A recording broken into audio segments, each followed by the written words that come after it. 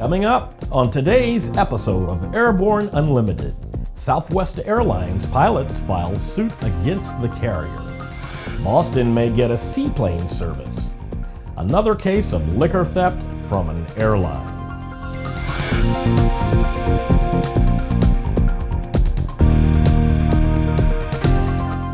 Hello, I'm Christopher Ciotum. It's May 18th, 2016, and this is Airborne Unlimited. The news of Southwest Airlines placing orders for new aircraft is good, but has led SWAPA, the union representing the pilots of Southwest Airlines, to file a suit against the airline. The issue, according to the union, is that the carrier is ramping up negotiations pressure by threatening to force its pilots to fly these new aircraft that are not listed in the existing collective bargaining agreement.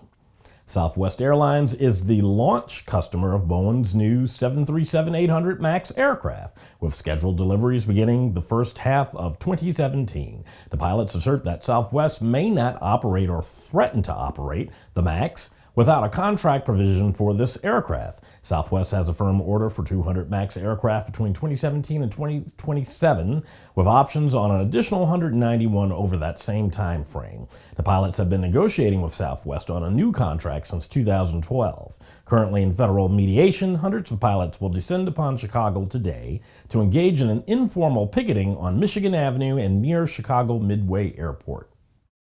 Seaplane operations in the Boston harbor seem like an interesting idea, and last week 2 seaplane companies gave it a test try. With hopes to begin operations in Boston harbor, the test with the aircraft went well, but political winds were causing some turbulence for the companies. Some local politicians are casting a wary eye towards potential noise and navigation hazards, according to a report from the Boston Globe.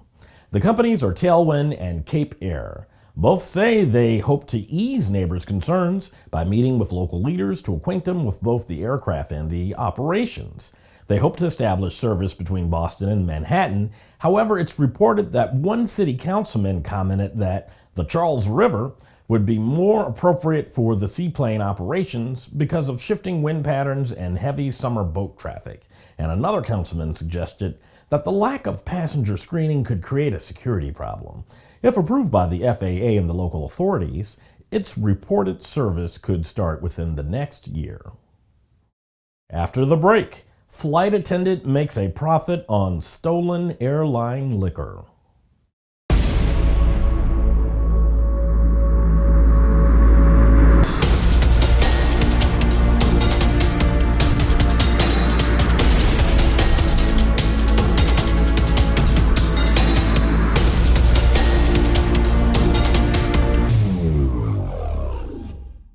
Sandhya introduces the new SAI 340 Quattro TSO'd airspeed, attitude, altitude, and slip.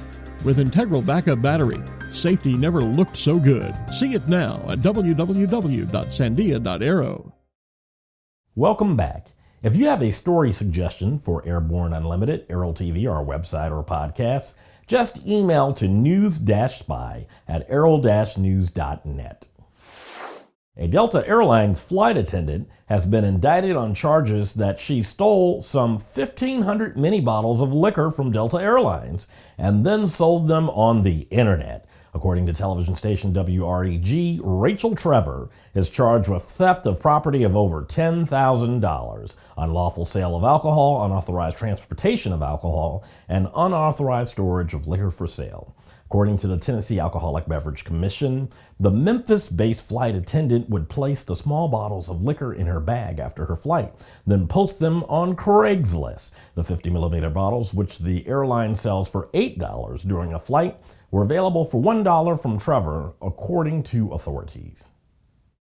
With some 2,000 Aero-TV programs webcast to cyberspace, sometimes it can be fun to look back and enjoy some of the places we've seen, the flyers we've met, and the planes we've flown. Here's a look back at one of our favorite Aero-TV classic episodes.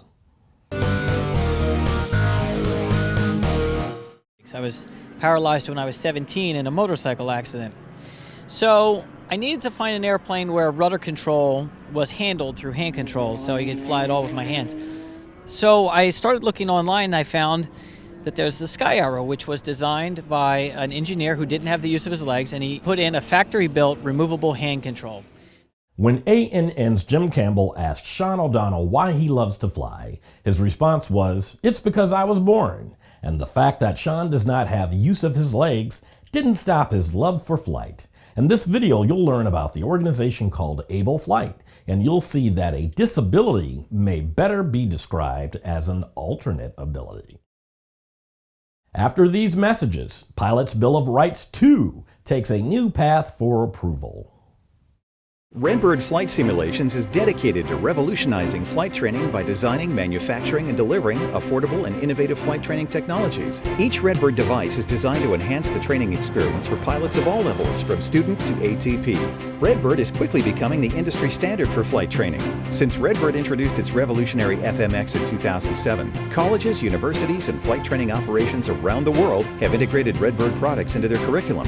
It's time to discover what Redbird can do for you. Join the migration. Concorde's recombinant gas RG series sealed battery technology produces a high-performance battery with the advantages of being pre-tested and fully charged at the factory. Find out more about Concorde's entire line of batteries at www.concordebattery.com. Concorde, the heart of your aircraft. There's a difference between charting a steady course and pushing for the ceiling. And for nearly a century, Hartzell Propeller has been defining that difference. It's in our passion for engineering and research and our dedication to testing the limits of performance. We are built on honor. We are Hartzell Propeller. With so much news coming out of the aviation industry, we're summarizing some of the other interesting stories in a brief segment we call Around the Patch.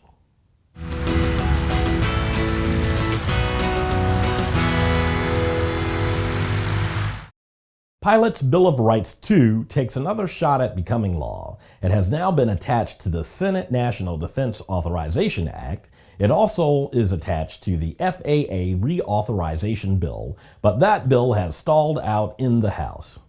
GAMA and Build a Plane announced that Wyoming Fremont High School in Wisconsin is the winner of the 4th GAMA Build a Plane Aviation Design Challenge. As the prize, 4 students, 1 teacher, and 1 chaperone will travel to Glasair Aviation to build a Glasair Sportsman.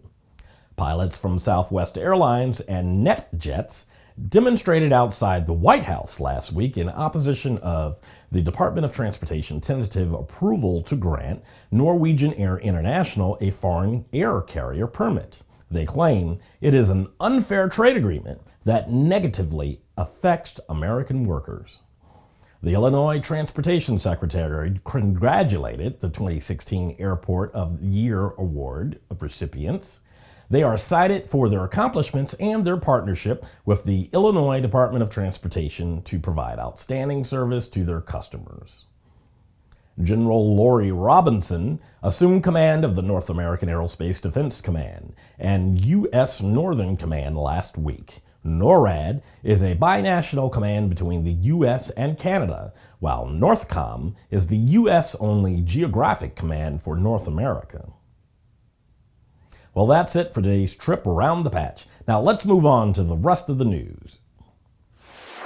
When revenues fall, something's gotta give, and such is the case in King County, located in Washington State. The county is facing a $50 million budget deficit, and many departments are being asked to cut their budgets. According to TV station KOMO, County Sheriff John Urquhart has been directed to chop $3.8 million from his next budget.